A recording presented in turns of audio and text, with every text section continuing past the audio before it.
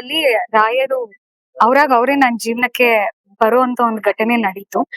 ಅದು ನಾನು actually words ಅಲ್ಲಿ ಎಕ್ಸ್ಪ್ಲೇನ್ ಮಾಡಕ್ ಆಗಲ್ಲ. ಸೊ ಅಷ್ಟು ಮಿರಾಕಲ್ಸ್ ಆಗಿದೆ ನನ್ನ ಲೈಫ್ ಅಲ್ಲಿ. ಸೊ ಅವಾಗ ನನ್ಗೆ ಇಲ್ಲಿ ದೇವಸ್ಥಾನದ ಬಗ್ಗೆ ಗೊತ್ತಾಗಿ ಬಂದಿದ್ದು. ಇಲ್ಲಿ ನಿಜವಾಗ್ಲೂ ನಾವ್ ಅನ್ಕೊಂಡಿದ್ದು ಖಂಡಿತ ನಡೆಯುತ್ತೆ. ನೀವು ನಂಬಿ ಕಾಯಿ ಕಟ್ಟಿದ್ರೆ, ಸಂಕಲ್ಪ ಮಾಡಿದ್ರೆ ಖಂಡಿತ ನಿಮಗ್ ಚೇಂಜಸ್ ಗೊತ್ತಾಗುತ್ತೆ. ಅದಕ್ಕೆ ಎಕ್ಸಾಂಪಲ್ ನಾನೇ ಅಂತ ಹೇಳ್ಬೋದು. ನನ್ಗೆ ಜೀವನದಲ್ಲಿ ನೆಮ್ಮದಿ ಸಿಕ್ಕಿದೆ. ರಾಯರು ಸದಾ ನಾನ್ ನಿನ್ ಜೊತೆಲಿ ಇದೀನಿ ಅನ್ನೋ ಒಂದು ನಂಬಿಕೆ ನನ್ಗೆ ಕೊಟ್ಟಿದ್ದಾರೆ. ಸೊ ಖುಷಿ ಆಗುತ್ತೆ. 21 ವಾರ ಆದ್ಮೇಲೆ ಹೋಮ ಮಾಡಕ್ಕೆ ಹೇಳಿದ್ರು. ಸೊ ಇಲ್ಲಿ ಇವತ್ತು ನಾನು ಹೋಮ ಮುಗಿಸ್ದೆ. ಆಕ್ಚುಲಿ ನಾನು ಹೋಮದಲ್ಲಿ ಕೂತಾಗ ತುಂಬಾ ಡಿಫ್ರೆಂಟ್ ವೈಬ್ರೇಷನ್ ಇತ್ತು. ಅದನ್ನ ನಾನು ನಿಜವಾಗ್ಲೂ ವರ್ಡ್ಸ್ ಅಲ್ಲಿ ಎಕ್ಸ್ಪ್ಲೇನ್ ಮಾಡಕ್ ಆಗಲ್ಲ.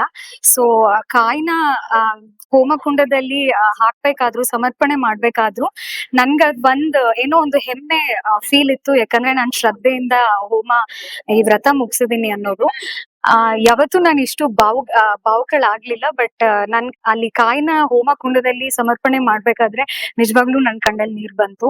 ಅದು ರಾಯರು ನಾನಿದೀನಿ ನಿನ್ ಜೊತೆಲಿ ಅನ್ನೋ ಒಂದು ಪ್ರೆಸೆನ್ಸ್ ನನ್ಗೆ ತೋರಿಸ್ಕೊಟ್ರು ಅಂತ ಅನ್ನಿಸ್ತು ನನ್ಗೆ. ತುಂಬಾ ಚೆನ್ನಾಗಾಯ್ತು ಹೋಮ. ಡಿಫ್ರೆಂಟ್ ವೈಬ್ರೇಷನ್ ಇತ್ತು. ತುಂಬಾ ಪಾಸಿಟಿವ್ ವೈಬ್ರೇಷನ್, ತುಂಬಾ ಪಾಸಿಟಿವ್ ವೈಬ್ಸ್ ಇತ್ತು. ನನ್ಗೆ ಖುಷಿ ಆಯ್ತು.